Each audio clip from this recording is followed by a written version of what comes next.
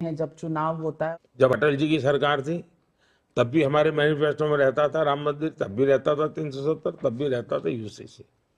मोदी की सरकार है, अब जो काम हो गया वो नहीं रहता है, जो बाकी होगा वो रहता है।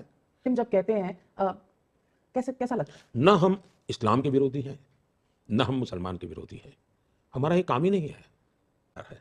जब मैं 3 तलाक का कानून खत्म करता हूँ, परंपरा खत्म करता हूँ, तो मुस्लिम बहनों को लगता है कि यार ये तो जेन्युइन आदमी है। मैं जब आयुष्मान कार्ड देता हूँ तो उसको लगता है यार ये तो जेन्युइन लगती है।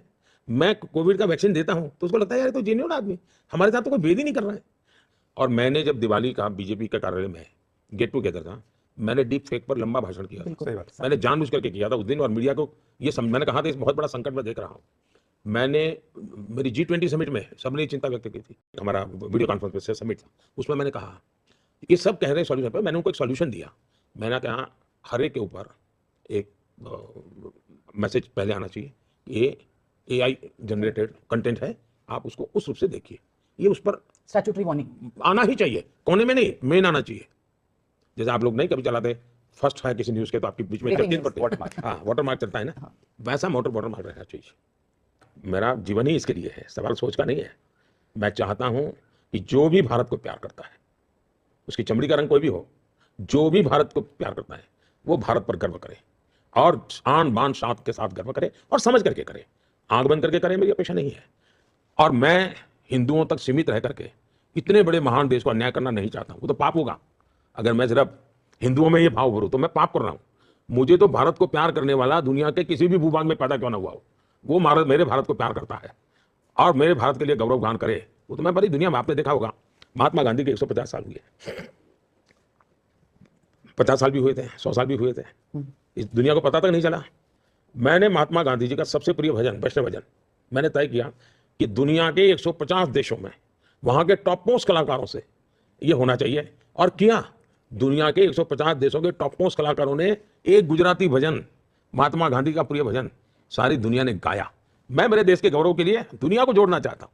मेरे लिए उसमें कहां किसके गोद में पैदा हुआ वो मुद्दा ही नहीं है, किस भूमि में पैदा हुआ वो मुद्दा नहीं, पूरी दुनिया मेरे भारत का गौरव गान करे, ये मकसद लेकर के मैं तो निकला हूं।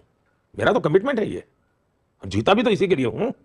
प्रधानमंत्री, एक सवाल है जो कम से कम मुझे ट्रबल करता है, मुझे कहीं ना कहीं ये देखकर तकलीफ होती है, वो है कि जिस तरह का हम एक वाकया देख रहे हैं, Prajwal Revanna member of parliament रहे हैं, उनके पिताजी, उनके फार्म हाउस से एक महिला, एक हेल्पर मिली है कल, और जिस तरह के वीडियोस 2976 वीडियोस की बात की जा रही है, और वो आदमी भाग जाता है देश से। इस पर हम क्या करेंगे? क्या हम लाचार मजबूर हैं? क्या हम वापस लाएंगे? इस पर न्याय कैसे मिलेगा महिलाओं को? पहली बात है, ये कानून व्यवस्था का मुद्दा है।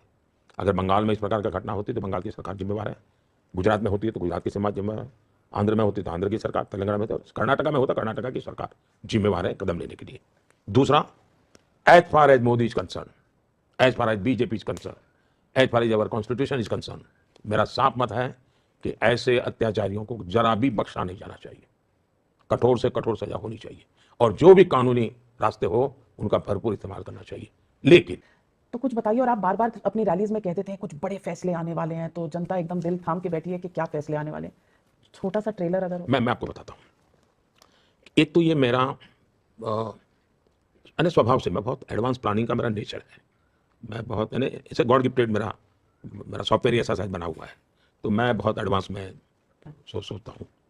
तो मैं, और गुजरात में मुझे एक्सपीरियंस भी था, मैं सरकार के बाद मुझे क्या करना है, मैंने यहाँ 14 में भी सोच के आया था, 19 में भी मैं सोच करके बैठा था।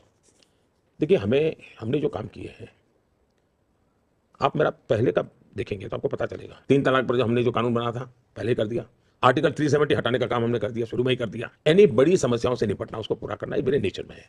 और मुझे तीसरा टर्म के लिए मैं बड़े निर्णय चाहता हूँ, महत्वपूर्ण निर्णय करना चाहता हूँ, कोई तोड़फोड़ करने के निर्णय मेरे नहीं होता है जी। 100 दिन का मेरा प्लान बिल्कुल रेडी है, और मैं 4 तारीख के बाद एक दिन भी समय खराब करना नहीं चाहता हूँ। मुझे इतनी अनुकूलता है कि मैं मेरे देश को एक रत्ती पर नुकसान होने देना नहीं चाहता हूँ, मैंने विलंब के कारण जो नुकसान हो वो भी नहीं होने देना चाहता हूँ मैं। और जहाँ तक मेरे ट्रेलर तो पिछले 10 साल से आप देख रहे हैं तो